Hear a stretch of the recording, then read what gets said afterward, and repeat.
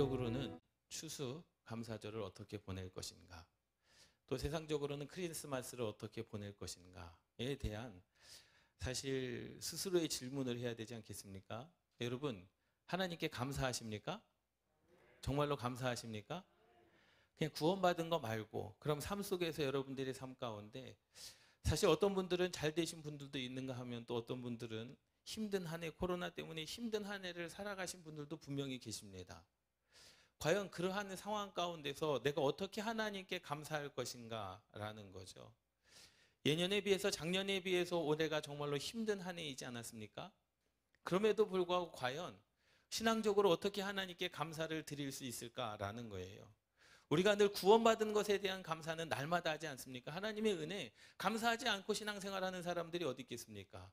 하나님께서 창조하신 것, 나를 구원하신 것, 나를 살려주신 것, 정말로 죽을 수밖에 없는 나를 살리셔서 하나님의 자녀 삼아주신 것, 그것은 하지 말라고 해도 우리가 감사를 하지만, 과연 내 삶 속에서, 여러분들의 삶 속에서, 여러분들의 가정 속에서, 직장과 학업과 여러분들의 사업 가운데서 과연 하나님께 어떻게 감사할 것인가, 우리는 스스로에게 질문해 볼 필요가 있는 줄 믿습니다.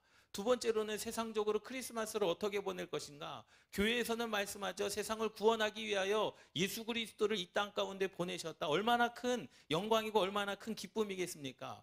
그런데 코로나19로 말미암아 세상 사람들이 교회를 향하여 핍박하지 않습니까? 꼭 교회가 코로나19의 그 온상지인 것처럼 교회가 코로나19를 발생시키는 그런 발원지처럼 세상 사람들이 이야기를 하는데, 그 세상 사람들을 향하여 당신들을 위하여 예수 그리스도가 이 땅 가운데 오셨습니다 라고 그렇게 선포할 때 세상 사람들이 그 소리를 듣고 어떻게 반응할 것인가.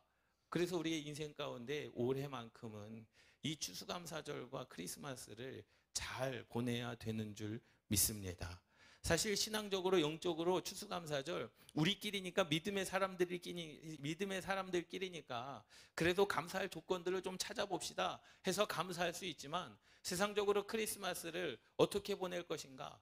세상 사람들이 이 땅을 구원하기 위하여, 영생을 주기 위하여 예수님께서 이 땅에 오셨는데, 과연 코로나19를 맞이하는 세상 사람들에게 예수 그리스도의 나심이 과연 어떠한 기쁨일까, 어떠한 문제일까? 오히려 예수님께서 구원하시기 위하여 오셨는데 과연 이 나라, 이 민족뿐만이 아니라 세계의 방향의 흐름은 어디로 갈 것인가라고 하는 의문이 들지 않겠습니까? 그들을 향하여서도 우리는 변함없이 당신을 위하여 예수님께서 이 땅에 오셨습니다. 과연 그 말이 그들에게 감동이 되겠습니까? 그들의 삶을 움직이는 영향력이 되겠습니까? 사실 예수님께서 우리에게 주시고자 하시는 것이 있습니다. 예수님의 사역 가운데 우리가 말씀하죠.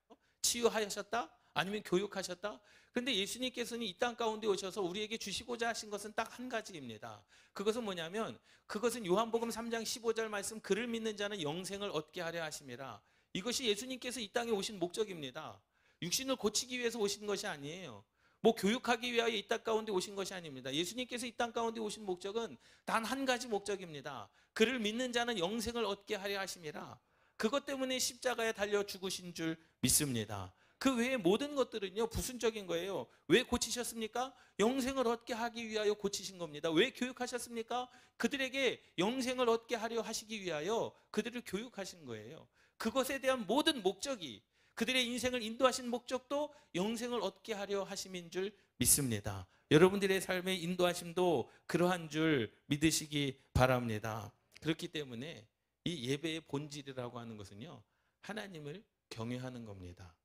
믿습니까? 우리가 사실 그렇습니다. 예배에 나오는 우리 각자 저마다의 이유가 있지 않습니까? 또 각자의 기도의 제목을 가지고 오지 않았겠습니까? 사업의 문제, 직장의 문제, 남편의 문제, 아내의 문제, 자녀들의 문제, 아니면은 대학교의 문제, 아니면은 육신의 질병의 문제. 사실 저마다 그 예배에 오는 목적과 예배에 오는 그 기도의 제목이 다 다를 수 있습니다만, 예배 그 자체의 본질은 뭐냐? 하나님의 높임을 받으시고 찬송을 받으시게 하는 것인 줄 믿습니다. 예배를 드리는 단 하나의 목적이 하나님을 경외하는 겁니다. 하나님을 찬양하기 위함인 줄 믿습니다. 예수님께서 우리들에게 기도를 가르쳐 주셨는데, 그 기도의 첫 번째가 뭐냐? 하늘에 계신 우리 아버지여, 이름이 거룩히 여김을 받으시오며. 할렐루야. 이 말은요, 이 기도는요, 그리스도인들을 통하여 여호와의 이름이 거룩히 여김을 받는 것이 아니라 세상 사람들이 그리스도인들을 보고 여호와의 이름이 거룩히 여김을 받아야 된다라는 거죠. 그리스도인들이 세상 속에서 한번 생각해 보세요. 속된 말로 정말로 잘못 살아가고 세상 말로 깽판을 친다라고 한다면 누구를 욕하겠습니까? 그리스도인들이 그리스도인들을 욕하는 것이 아니라 여호와의 이름을 망령되이 일컫지 않겠습니까? 저 사람들이 하나님의 자녀라고 하는데, 저 사람들이 교회를 다니는 그리스도인이라고 하는데 정말로 저 사람들 때문에 하나님의 이름이 먹칠을 하는구나. 그런데 오늘 본문의 말씀처럼 그리스도인들이, 하나님의 백성들이 정말로 하나님을 경외하고 하나님을 찬양하며 또 이 땅 가운데서 기쁨과 순전한 마음으로 살아간다고 한다면 여호와의 이름이 거룩히 불려지지 않겠습니까? 야, 저 사람들이 진짜 하나님의 자녀구나. 야, 저 사람들이 바로 예수 그리스도의 자녀구나. 여호와의 이름이 거룩히 불려지지 않겠습니까? 사실 육신의 문제, 우리가 예수 그리스도를 믿고 구원받은 것은요, 사실 이 땅 가운데 생을 마감하는 그 순간 우리 육신의 모든 것은 다 이 땅 가운데 썩어 없어질 것이고 하나님께서 영으로 저와 여러분들을 살리시는 줄 믿습니다. 할렐루야. 그렇기 때문에 예배를 드리는 단 하나의 목적이 하나님을 경외하는 것에 있음을 믿습니다. 우리의 인생 가운데 초대교회의 부흥을 기독교 역사 가운데 집중하고 있습니다. 그 이유는 다른 이유가 아닙니다. 초대교회라고 한다면 로마의 통치 아래 초기 기독교 부흥의 원인이 어디 있었을까라는 거예요. 사실 이 초대교회는요, 110년 동안 로마 제국이 온 세상을 통치하고 있었던 시대였습니다. 핍박으로 따지자면, 박해로 따지자면 그보다 더 심한 때가 없을 정도로 그러한 기독교 박해가 있었고 또 기독교 핍박이 있었던 때가 로마 제국의 시대였다라는 거죠. 그런데 반면에 한국 교회뿐만 아니라 초기의 그 기독교 부흥의 역사를 보면 이 초대교회가 가장 부흥했다라는 거예요. 가장 핍박이 심했을 때 가장 부흥했다라는 겁니다. 가장 박해가 심했을 때 예수 그리스도를 믿는 사람들이 더하여졌다라는 거예요. 이해가 됩니까? 예수 그리스도를 믿으면요, 직장 취직하는 데에도 제대로 취직을 못합니다. 그래서 기독교인들의 거의 한 50%가 다 노예였습니다. 전 세계적으로 따지자면 30%가 다 노예였습니다. 초기 기독교의 모든 성도들 가운데 50%가 노예였습니다. 노예를 자처한 거죠. 내가 예수 그리스도를 믿는 순간 나는 박해를 받아야 되고 예수 그리스도를 믿는 순간 나는 그 핍박을 받아야 되는데 그러한 핍박과 고통 속에서도 부흥이 이루어졌다라는 겁니다. 그러면 삶이 더 좋아졌을까요? 아니요, 절대로 좋아지지 않았습니다. 예수 그리스도를 믿음으로 말미암아 삶은 더 나빠졌으면 나빠졌지 좋아지지 않았습니다. 신기하지 않습니까? 그런데도 초기 기독교에는 부흥의 역사를 이루었다라는 거죠. 그 이유는 그리스도인이 삶의 모범을 보여줬다라는 겁니다. 할렐루야. 하나님의 말씀을 통하여 복음의 진리를 깨닫고 그렇게 살아갔다라는 거예요. 세상에서 나는 예수 그리스도를 부인하고 정말로 직장에서 더 성공할 수 있는 기회를 버렸다라는 거죠. 차라리 예수 그리스도를 믿고 난 노예가 되겠다라는 겁니다. 이게 이해가 됩니까? 사실 그렇습니다. 예배를 통해 오는 것은요, 여러분들이 수많은 그러한 기도의 제목들, 수많은 마음가짐으로 이 땅에 이 예배 자리에 오지 않았습니까? 예배를 통해서 분명히 하나님은 응답하실 것입니다. 여러분들이 기도의 제목에 때로는 좋은 집을 허락하실 수도 있고 때로는 좋은 배필을 허락하실 수도 있고 때로는 좋은 직장으로 여러분들의 삶을 옮겨주실 수도 있습니다. 그것은 예배의 목적이 아니라 예배를 통해서 오는 하나님의 부수적인 축복이라는 겁니다.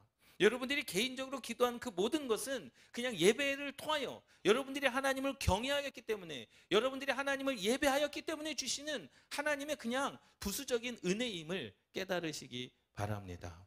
할렐루야. 여러분, 성령 오순절 강림 사건 이전과 성령 오순절 강림 이후의 삶은요, 완전히 달랐습니다. 오늘 본문의 말씀을 보면 베드로뿐만 아니라 예수님의 제자들이 성령 강림 이후에 마가의 다락방에서 성령을 받은 이후의 삶이 완전히 달랐습니다. 그런데 유대인들의 시각도 달라졌어요. 성령 오순절 이 성령이 임하기 이전에는요, 유대인들이 예수님의 제자들을 볼 때 또 그리스도인들을 볼 때 굉장히 적대적이었습니다. 오히려 예수님께서 십자가에 죽으신 후에 제자들을 잡아 죽이자, 그래서 제자들을 다 찾아다녔습니다. 왜? 잡아서 죽이려고. 그런데 성령 강림이 임한 이후에는요, 예수 그리스도의 제자들의 삶이 바뀌었고 그들을 보는 시각도 달라졌다라는 거죠. 사도 이 베드로가요 그렇게 선포합니다. 유대인들을 향하여 그렇게 선포한 거예요. 야, 너희들이 죄인이다. 너희들이 메시아를 죽였다라는 거예요. 너희들이 죄인이라는 거예요. 그 유대인들 앞에서 많이 설교하지 않습니까? 그런데 보세요. 27절 말씀 보세요. 그들이 이 말을 듣고 라는 거예요. 베드로의 설교를 들은 겁니다. 너희들은 죄인이야. 예수님께서 이 땅에 오셨는데 그 예수님을 죽인 것이 바로 너희들이야 라고 아예 직접적으로 말씀하고 있지 않습니까? 그런데 그들이 유대인들이 이 말을 듣고 마음에 찔렸습니다. 예전 같았으면 어떻겠습니까? 잡아다 죽였죠. 그런데 성령 강림이 있은 이후에 성령의 충만함을 받아 설교하였던 그 베드로를 통하여 유대인들이 마음에 찔려 베드로와 다른 사도들에게 물어 이르되, 그때 뭐라고 이야기합니까? 형제들아, 우리가 어찌할꼬 하거늘. 유대인들이 예수님의 제자들과 유대인들이 그리스도인들을 무엇으로 받아들입니까? 형제로 받아들입니다. 성령 강림 이전에는 어떻게 해요? 적대적으로 했습니다. 잡아 죽이려고 했습니다. 나쁜 놈이라고 했습니다. 그런데 유대인들이 성령 강림 이후에 예수 그리스도의 삶을 보니까, 성령 강림 이후에 제자들의 삶을 보니까 완전히 다른 거예요. 그들과 함께 형제 되기를 원했습니다. 그리고 베드로가 설교를 했을 때에 그 말씀을 듣고 마음에 찔렸습니다.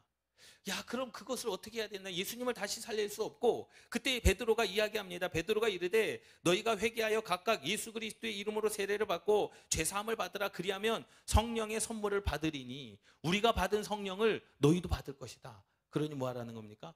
회개하라는 겁니다. 그래, 그럼 우리가 회개할게. 그래, 물로 세례를 받아. 그래, 물로 세례를 받을게. 그래서 그날에 구원받은 수가 3,000이나 되어진 줄 믿습니다. 할렐루야. 그런데 하나님의 나라의 백성으로 그 삶은 뭐냐? 바로 기쁨과 순전함이었는 줄 믿습니다. 할렐루야. 그래서 제자들을 통하여, 예수 그리스도를 믿는 그리스도인들을 통하여 여호와의 이름이 영광되어지게 불려지기 시작했다라는 거죠. 47절 말씀 보면 하나님을 찬미하며 라는 거예요. 하나님을 찬미하며. 제자들과 사도들이 하나님을 찬미한 게 아닙니다. 누가 하나님을 찬미합니까? 제자들을 본 사람이 하나님을 찬미하기 시작했습니다. 그리스도인들을 본 자들이 하나님을 찬미하기 시작했습니다. 정말로 주님께서 가르쳐 주신 기도대로 여호와의 이름이 거룩히 불려지기 시작했습니다. 어디에서요? 세상 속에서. 할렐루야. 그러한 은혜가 있기를 주님의 이름으로 축원합니다. 그리스도인들은 하지 말라고 해도 여호와의 이름을 거룩히 부르지 않습니까? 그런데 여호와의 이름이 거룩히 불려지기 시작한 것이 바로 세상 속에서, 그러한 핍박 아래, 그러한 박해 속에서도 여호와 하나님을 믿겠습니다라고 하는 사람들의 수가 날마다 더하여졌다라는 사실입니다. 왜 그랬을까요? 라는 거죠. 왜 그렇게 부흥했을까? 예수 그리스도를 믿는 순간 내 직장이 잃어버려지게 되는데 왜 그랬을까라는 겁니다. 초대교회 성도들에게 그들의 태도 가운데 무엇이 있었습니까? 기쁨과 순전한 마음이 있었는 줄 믿습니다. 할렐루야. 기쁨과 순전한 마음이 그들에게 있었다라는 거예요. 그들의 태도는요, 기쁨과 순전한 마음이었다라는 거죠.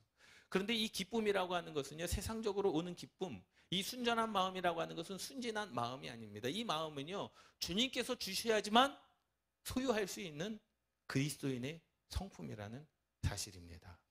여러분들이 가지려고 노력해서 가져지는 마음이 아니라는 겁니다. 나는 순진하게 살 거야 다짐한다고 되어지는 것이 아니라는 겁니다. 이 기쁨과 순전한 마음이라고 하는 것은 그리스도의 성품이 제자들에게 또 그리스도인들에게 있었음을 깨달으시기 바랍니다. 그리스도인의 삶의 모범이 뭐냐? 그것이 바로 기독교인들이 하나님의 말씀을 통하여 복음의 진리를 깨달았는데, 깨달은 것뿐만 아니라 그 복음의 진리의 삶을 살아갔다는 사실을 믿습니다. 오늘 본문 말씀에 보면 43절부터 말씀에 보면 그렇게 말씀하고 있습니다. 기사와 표적이 많이 나타났습니다. 믿음의 사람들이 다 함께 있어 모든 물건을 서로 통용했습니다. 집안에 있는 그릇들을 서로 통용했다라는 거예요. 그 물건들을 서로 통용했다라고 하는 이 말은요, 내가 쓴 거 다 깨끗해가지고 깨끗이 설거지해가지고 넣었어. 그래, 너 필요한 거 같이 나눠 쓰자라고 하는 그것들.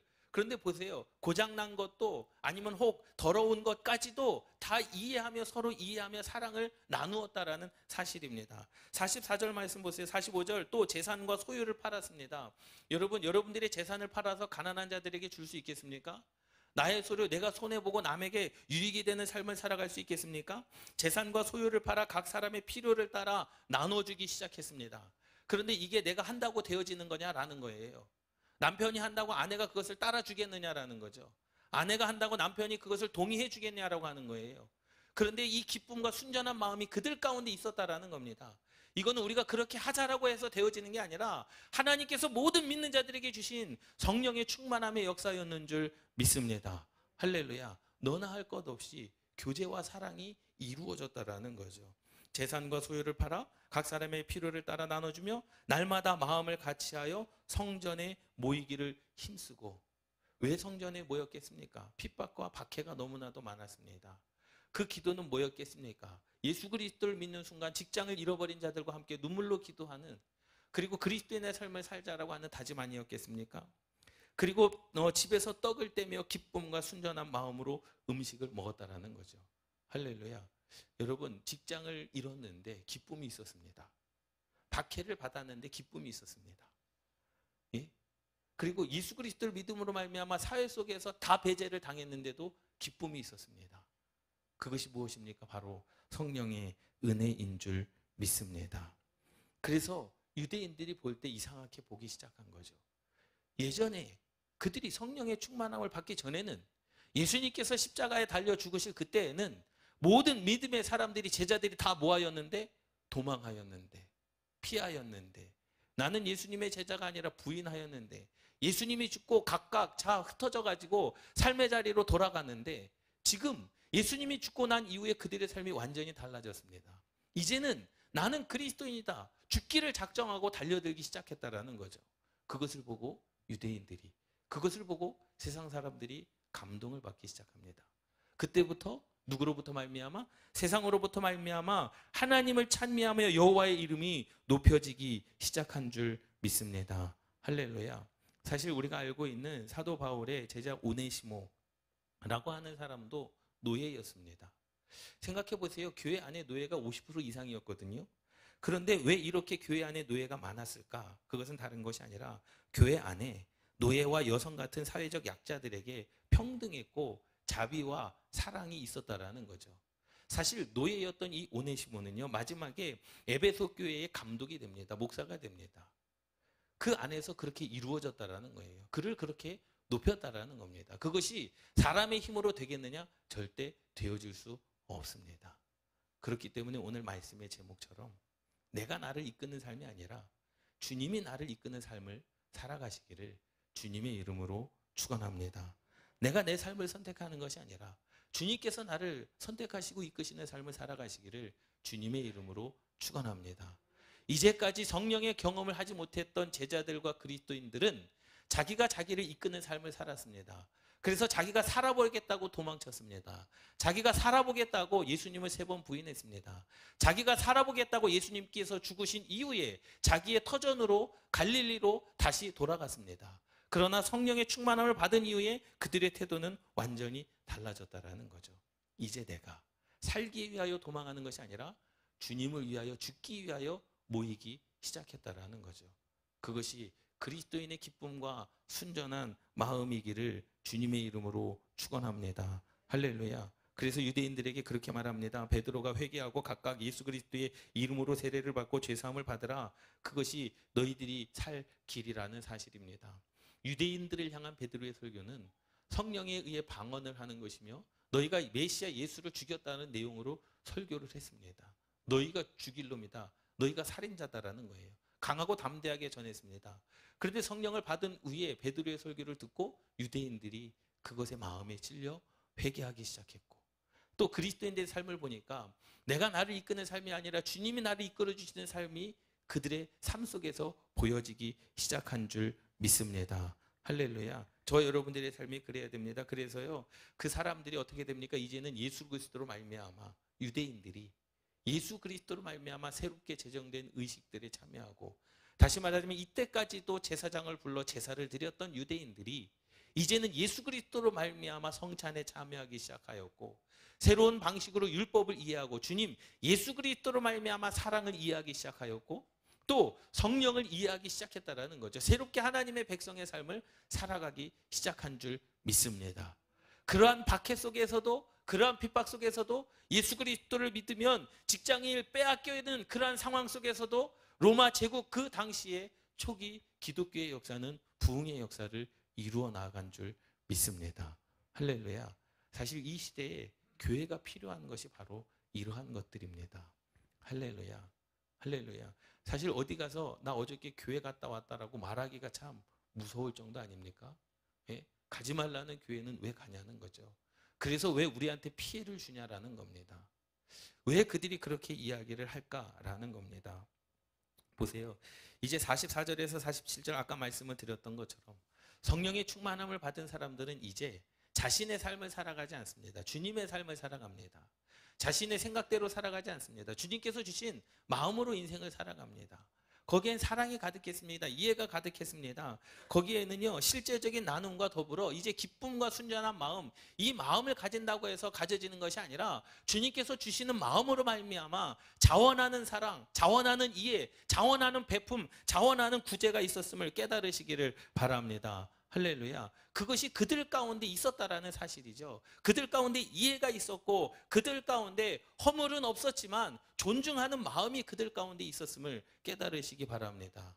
지난번에 한번 제가 말씀을 드리지 않았습니까? 어떤 집사님이 제게 문자를, 제가 먼저 말씀을 드렸는데, 우리 교회가 어떤 교회가 되었으면 좋겠습니까? 우리 교회가 사실 지역교회 아니겠습니까? 허물이 없어서 너무 좋다라는 거죠. 서로 다 아는기 때문에 허물이 없어서 너무 좋다라는 겁니다. 그런데 그게 자칫하면 무례함을 가져다 줄 수 있다라는 거예요. 허물이 없기 때문에 그것이 과하면 무엇을 가져다 주는 거예요? 무례함을 가져다 줄 수도 있다라는 거죠. 상처가 있을 수 있다라는 겁니다. 그런데 이 교회 안에서, 이 초대교회 안에서는 그러한 것이 없었다라는 거죠. 기쁨과 순전한 마음, 이해하고 사랑하고 주님께서 주시는 마음으로 말미암아 모든 것이 다 통용되어지고 내 것을 나눠줄 수 있는 그러한 마음, 여러분들에게 그러한 마음, 여러분들의 재산을 팔아, 소유를 팔아 각 사람의 필요를 따라 나눠주라 라고 한다면 과연 그렇게 할 자신이 있겠습니까? 예? 그렇게 할 자신이 있겠습니까? 사실 보세요. 이 말 그대로, 이 말씀 그대로 그들은 땅을 팔았습니다. 그들은 집을 팔았습니다. 그리고 교회 안에서 함께 그 어려운 자들을 함께 도우며 살아갔다라는 거예요. 그런데 그 마음은 내가 마음을 갖고 싶다고 해서 가지는 것이 아니라 주님께서 성령을 통하여 그러한 마음을 주셨기 때문에 되어진 줄 믿습니다. 할렐루야. 이것이 바로 기쁨과 순전함이라는 사실입니다. 이 기쁨이라고 하는 것은요, 세상에서 가져다주는 기쁨이 아닙니다. 이 기쁨이라고 하는 것은 거룩한 즐거움인 줄 믿습니다. 할렐루야. 이 말은 뭐냐? 하나님의 기쁨으로 충만된 상태라는 거죠. 그러니까 세상적으로 내가 뭐 밥을 먹어서 기쁘다, 아니면 좋은 사람을 만나서 기쁘다, 그것이 아니라 다른 사람이 볼 수 있도록 드러나는 삶의 모습도 예배로 받으시는 줄 믿습니다. 그 기쁨, 거룩한 기쁨이라는 겁니다. 여러분들이 누구를 봐도 기쁜 거죠. 누구를 도와줘도 기쁜 거죠. 내가 손해를 봐도 기쁜 겁니다. 내가 조금 아파도 기쁜 겁니다. 왜? 나를 통하여 그리스도의 사랑이 전해지는 그 삶이 너무나 기쁜 겁니다. 거룩한 기쁨입니다.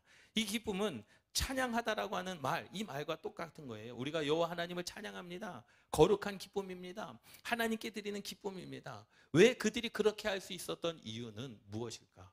노예를 존중하고 어린아이를 존중하고 과부를 존중하는 그것은 어디에 있었을까? 기쁨이었습니다. 왜? 주님께서 그러한 마음을 주셨기 때문에 그 삶의 모든 것이 다 기쁘게 작용했다라는 사실을 깨달으시기 바랍니다. 그러한 기쁨이 우리 교회 가운데도 있기를 주님의 이름으로 축원합니다. 우리 교회는요, 우리 교회뿐만 아니라 한국 교회는요, 세상과 상관없이 이러한 기쁨이 있어야 됩니다.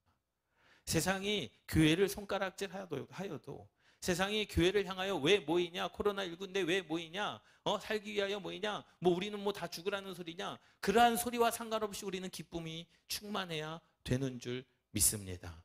그 기쁨은요, 상황에 따라 주어지는 기쁨이 아니죠.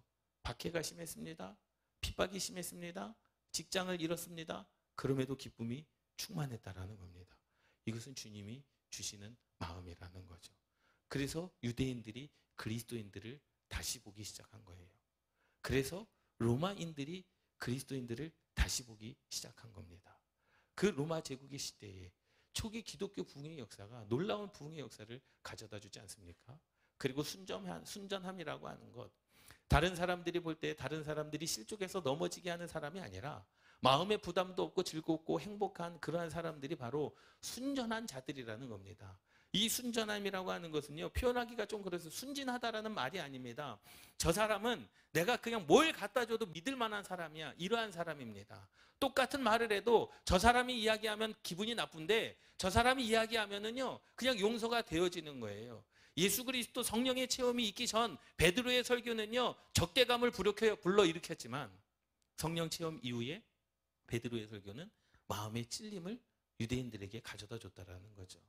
이 순전함이라고 하는 것은 내가 순진하게 보여야지, 그래서 그렇게 보여지는 게 아니라 주님께서 그에게 그러한 영을 허락하여 주신 줄 믿습니다. 너가 말하는 건 내가 다 용서할게. 내가 너를 믿기 때문에 너가 말하는 것은 내가 다 이해할게. 내가 욕을 해도, 내가 무슨 말을 해도 나는 너가 이야기하는 것은 내가 다 이해하고 용서할 수 있어. 그런데 다른 사람은 어떠니까? 너는 이야기하지 마. 응? 너가 이야기하는 건 내가 다 상처받아.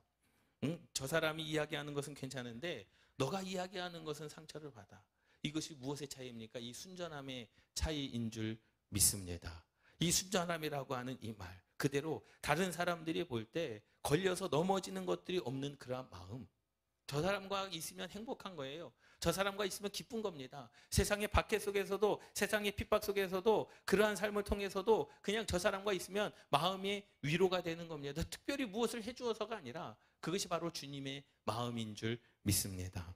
할렐루야. 이것이 바로 우리의 삶이 돼야 되는 줄 믿습니다. 우리의 행동을 통해서 하나님이 뭐해져야 되고요, 자랑되어지고 드러나지고 찬송이 되게 하였으며 걸려서 넘어지지 않게 하는 마음을 가진 그리스도인들이 하나 둘씩 일어나기 시작했다라는 사실입니다. 우리가 세상 가운데서 야 당신들 하나님을 찬양해 보십시오, 아무리 백날 가서 이야기한들 그들이 하나님을 찬양하지 않습니다. 그렇지 않습니까? 그들은 누구를 봅니까? 그리스도인들을 봅니다. 그들을 보고 여호와의 이름을 망령되이 일컫든지, 그들이 그리스도인들을 보고 여호와의 이름을 거룩히 여기든지, 그들은 누구를 보고요? 그리스도인들을 보고 판단하게 되는 줄 믿습니다. 할렐루야. 그래서 성령 강림 이전에는 많은 유대인들이, 로마인들이 그리스도인들을 보고 적대적이었고 그리스도인들을 보고 죽이려고 했지만, 성령 강림 이후에 유대인들과 성령 강림 이후에 로마의 사람들은요 그들을 통하여 하나님을 보기 시작했다라는 사실을 믿습니다. 할렐루야. 그래서 신앙과 믿음이 중요한 겁니다. 그래서 우리가 이때 잘 하나님을 더욱더 기쁨과 순전함으로 섬겨야 되는 줄 믿습니다.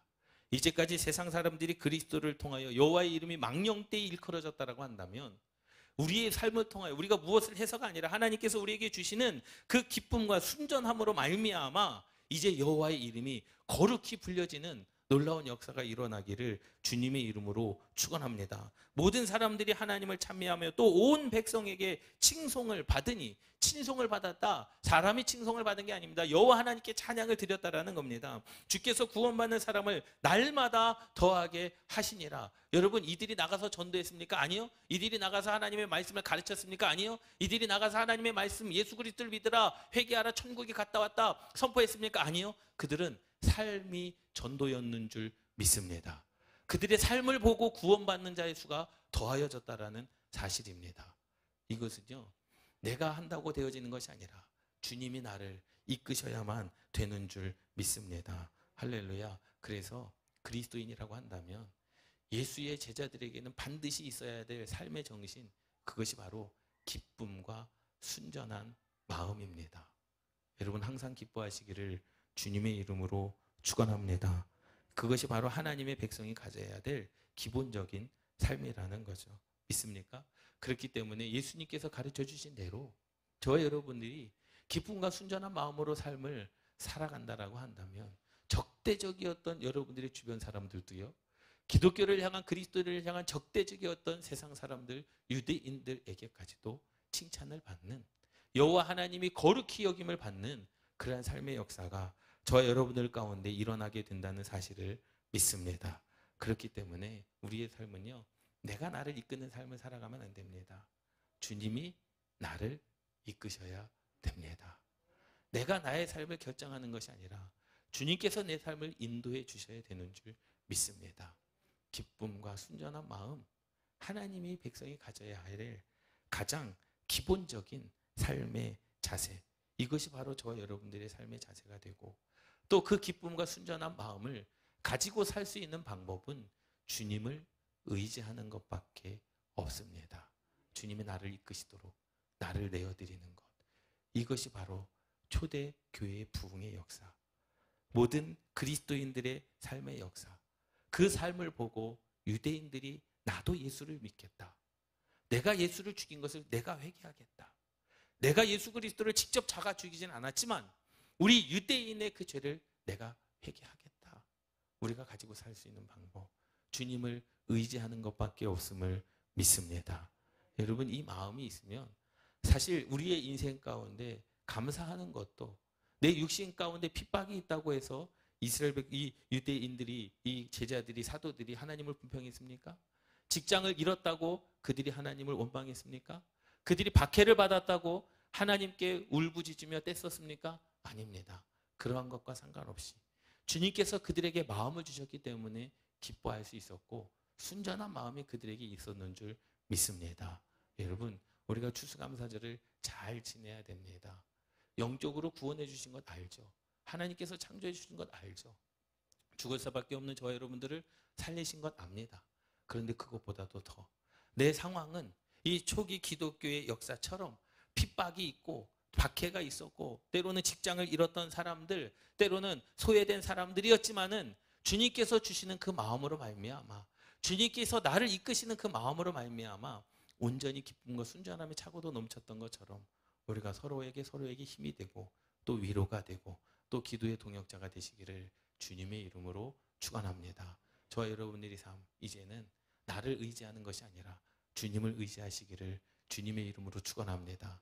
내 생각, 내 주장이 나를 이끄는 것이 아니라 주님이 나를 이끄도록 나를 내어드리며 여러분들을 통하여 여호와의 이름이 거룩히 여김을 받는 거룩한 삶이 되시기를 주님의 이름으로 축원합니다.